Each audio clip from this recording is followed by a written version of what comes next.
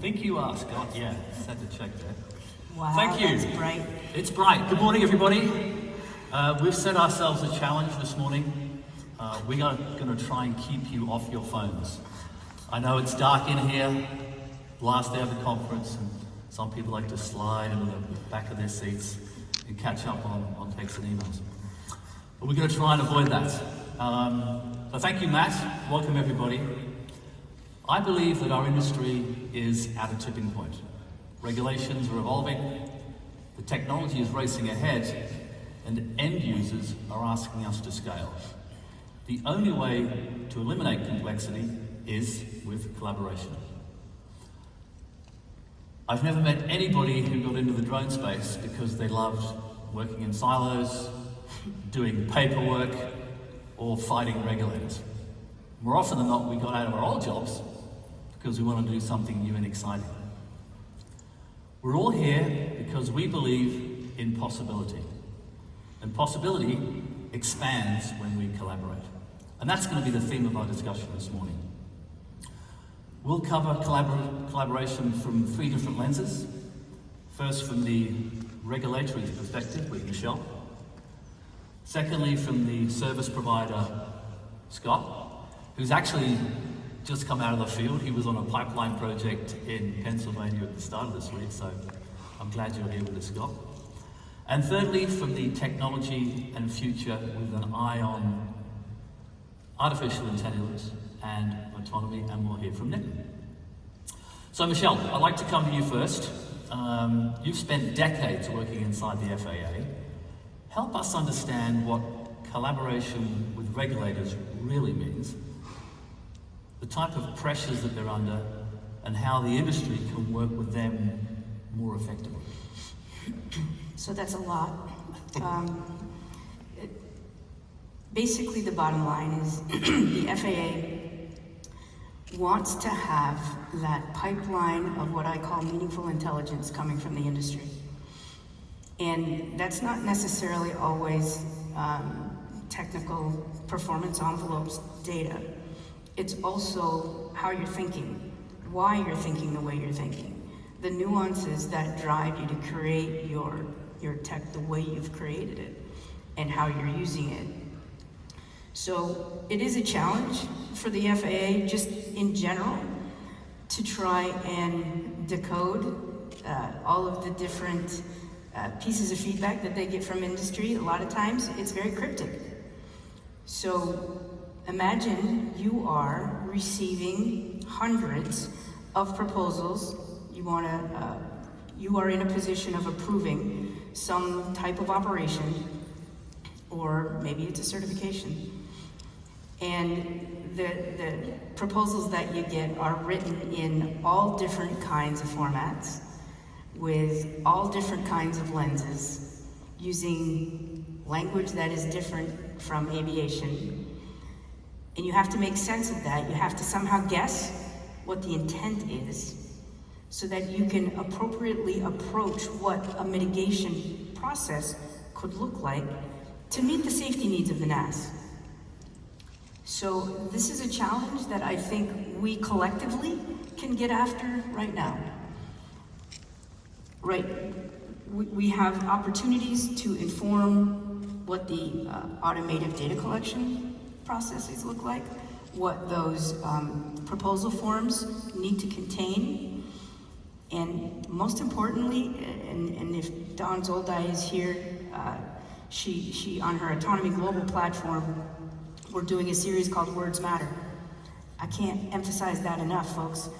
If you are using buzzwords that are either in your IT sector or are outside of the aviation parlance, it's likely that they aren't going to be interpreted the way you intend them to be interpreted.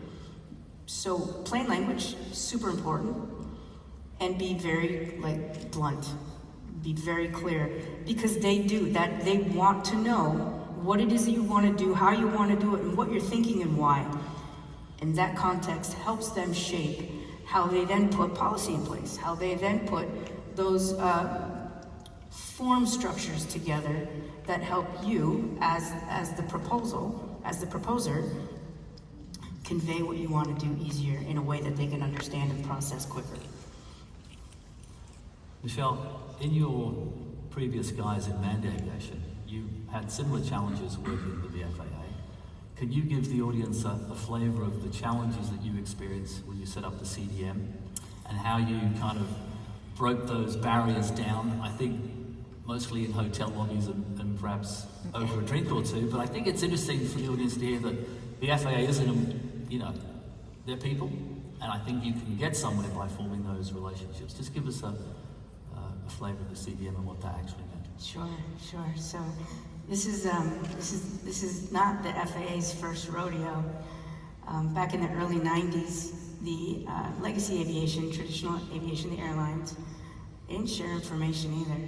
They were really adamant about not giving away their market strategies, and they were very uncomfortable with providing too much intel to their competitors.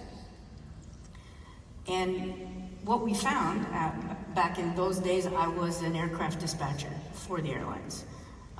That's my background. And we had a bunch of severe weather days all in a row. And the controllers, the FAA controllers, and my peers, the aircraft dispatchers from the airlines, we were fried. I mean, we were at our wits' end. It was a rough week. And we got together and we duked it out, really.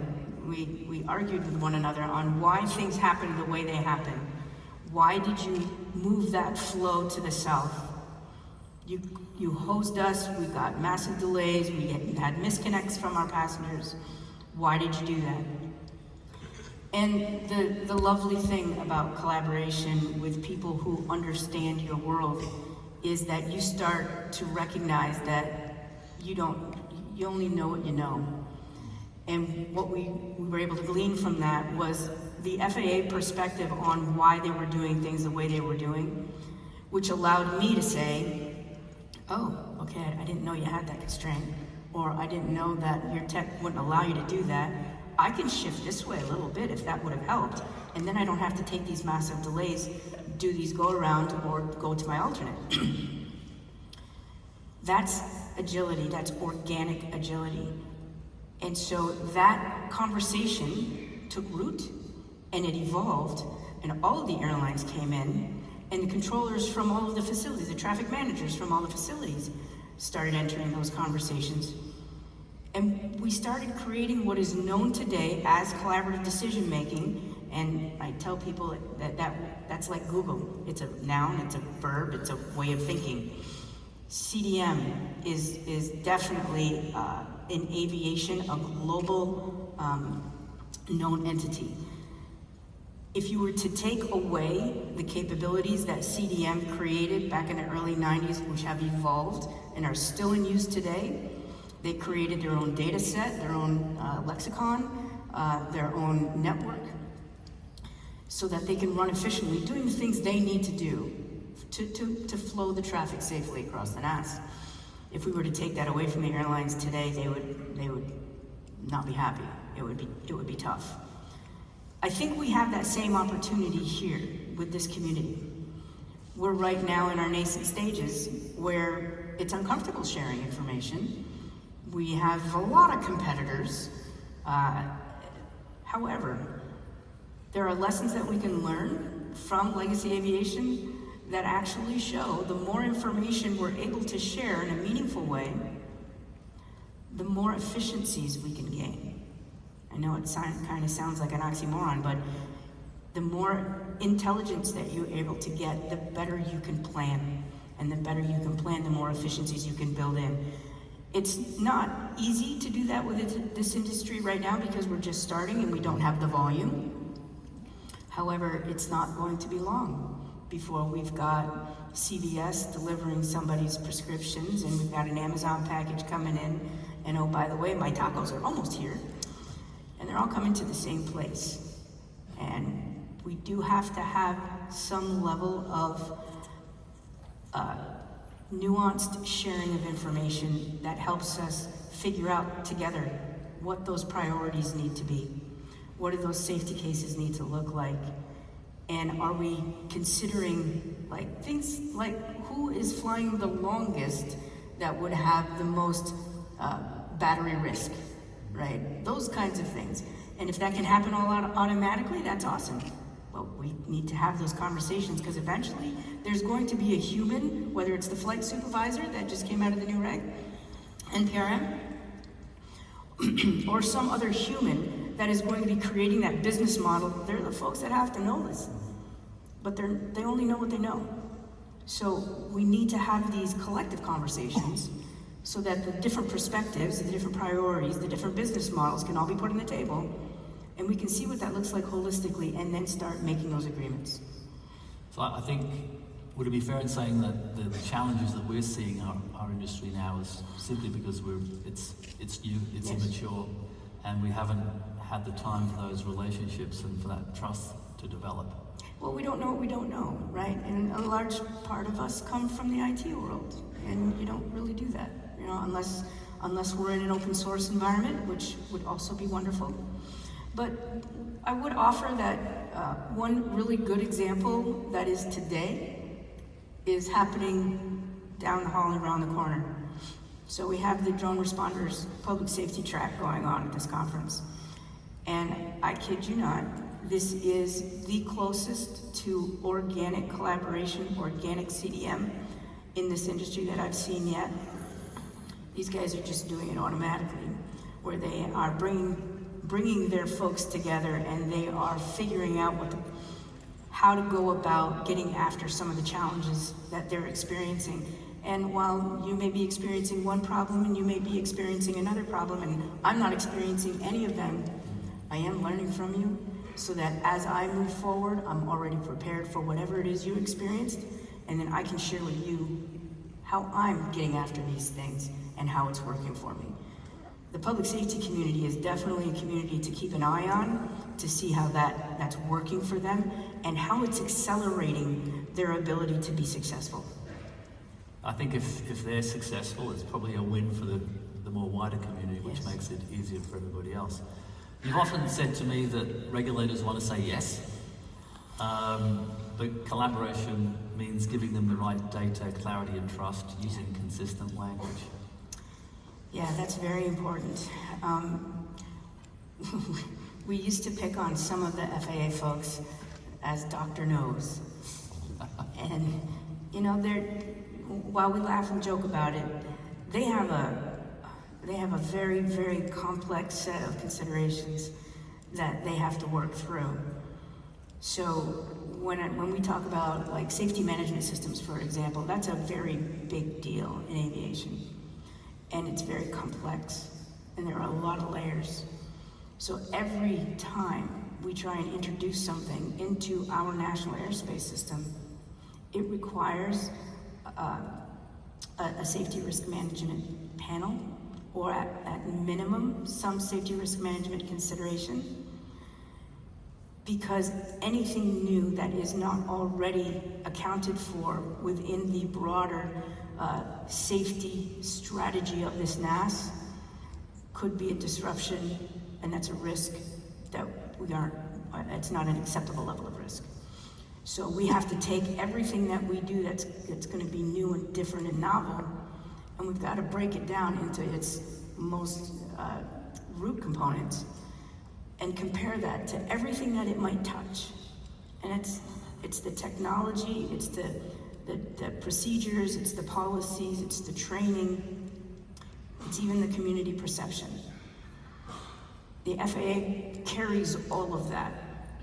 And so, again, it's up to us to make sure that when we are asking them to do something for us, whether it's an approval or to come help us work through a challenge that we have, they really need to know the straight skinny.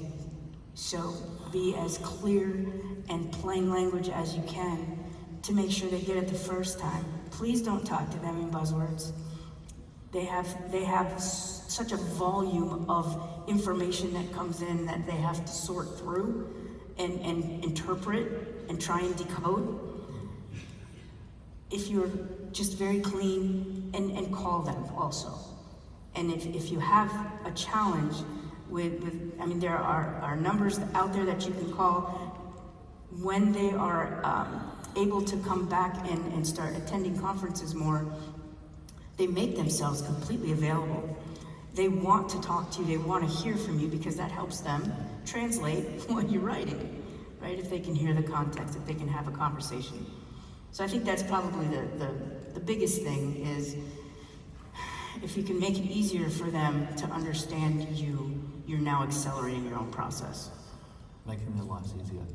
Scott, you do a lot of asking of the FAA. You formed some relationships there. We're now going to come to the second part of our panel discussion. We get the perspective of drone service providers. And